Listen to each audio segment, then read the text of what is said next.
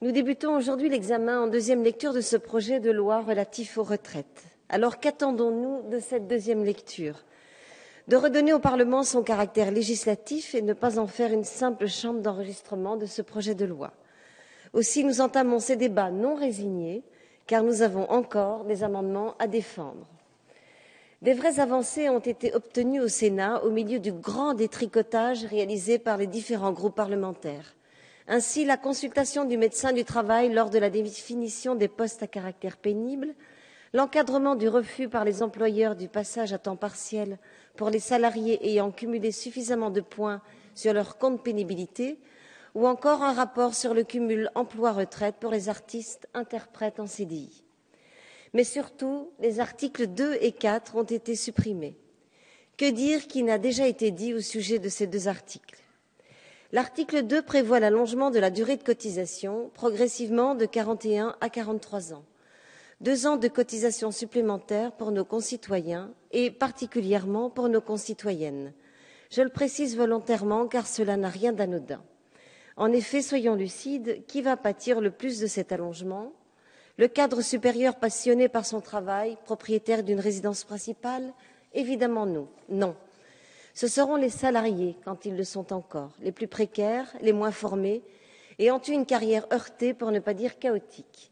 Et parmi ces personnes, les femmes sont particulièrement touchées. Grossesse, congé maternel, temps partiel, salaire moindre, autant de raisons qui favorisent ces carrières heurtées. On nous invoque un indice d'espérance de vie qui serait en augmentation. Mais cet indicateur n'est clairement pas suffisant. Il est indispensable de le mettre en corrélation avec l'espérance de vie en bonne santé. Selon l'INSEE, en France, pour les hommes, il était de 61 ans et 8 mois en 2010. Ce dispositif assure un départ en retraite entre 62 et 67 ans.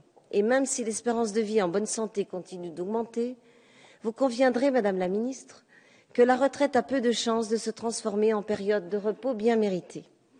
Non, ce sera d'abord une fin de carrière en situation de santé plus délicate, et ensuite une retraite marquée par des problèmes de santé ou par la dépendance.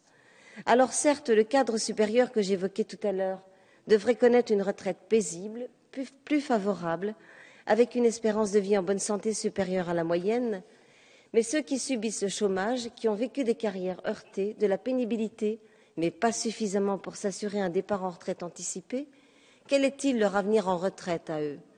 Ce seront eux, une nouvelle fois, qui subiront de plein fouet ce dispositif. Vient alors l'article 4. Déjà pénalisés par une carrière compliquée, récompensés par une pension d'un montant assez faible, ces retraités vont voir leur pouvoir d'achat diminuer via le report de l'indexation de leur pension de 6 mois. Fort heureusement, les bénéficiaires de l'ASPA ont été exclus de cette mesure. Mais ceux ne bénéficiant pas de cette allocation sans pour autant atteindre le seuil de pauvreté, eux, n'ont le droit à aucun égard. La mesure de l'article 4 est un levier financier qui est tout simplement inique et nous nous y opposerons. Je défendrai donc des amendements à ce sujet.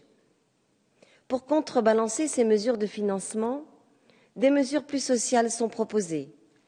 Le problème, c'est que si les intentions sont là, les annonces ne sont pas toujours suivies d'effets. Certes, des dispositifs à destination des femmes sont proposés, mais pour combien de femmes bénéficiaires? En ne ciblant que les carrières longues, on écarte une grande partie de la population féminine. Pourquoi ne pas s'attaquer plus profondément à la base du problème?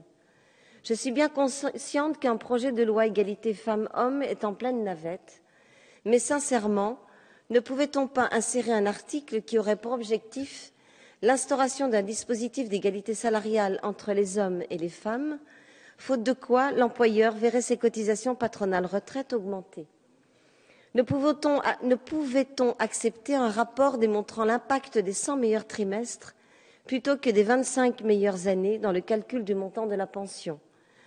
N'aurait-ce pas été là une vraie avancée pour toutes les femmes, pour tous ceux ayant subi une carrière heurtée? Si je me félicite de la mesure phare qu'est la prise en compte de la pénibilité, qui traduit une véritable rupture de philosophie comparée à la précédente réforme, je pense qu'il aurait été intéressant de prendre en compte les travailleurs du nucléaire. Dans la liste des facteurs de risque professionnel, Intégrer l'exposition à la radioactivité aurait remédié à une discrimination dont sont victimes les travailleurs du nucléaire, mis à l'écart d'une disposition valable pour toutes les expositions professionnelles à des cancérogènes. Pourtant, toutes les données épidémiologiques montrent que l'exposition au rayonnement ionisant, tout en respectant les limites des normes professionnelles, présente des risques de cancer et de leucémie supérieurs à ceux que représente l'exposition aux autres substances cancérogènes. C'était l'objet d'un amendement écologiste porté par notre collègue Denis Baupin, amendement rejeté lors de la première lecture. En ce qui concerne les jeunes, une excellente mesure est proposée, la prise en compte réelle de l'apprentissage. À côté de cela, un dispositif facilitant le rachat de trimestres d'études. Je ne suis pas contre la prise en compte des trimestres d'études, d'autant plus si cela est encadré et limité. Mais le système de rachat est un système inopérant, injuste et favorisant une redistribution à l'envers. Et au lieu de le remplacer par un dispositif plus juste, on crée une incitation à utiliser une mesure qui ne fonctionne pas.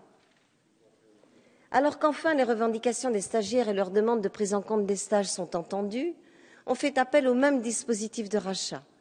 Une nouvelle fois, ce dispositif favorisera les étudiants les plus aisés qui auront les moyens de payer ces trimestres. Malgré ces critiques, nous ne pouvons aller à l'encontre de la totalité de ce texte, en raison des avancées qu'il comporte. En effet, outre l'apprentissage, les mesures en faveur des femmes ou les stages de formation professionnelle, le compte personnel de prévention de la pénibilité constitue une avancée majeure. Il est perfectible, c'est indéniable, mais ce dispositif apportera une véritable réponse à de nombreux salariés en situation de pénibilité. Et c'est pour ces salariés-là que nous pouvons nous opposer à cette mesure de justice sociale. Je vous remercie.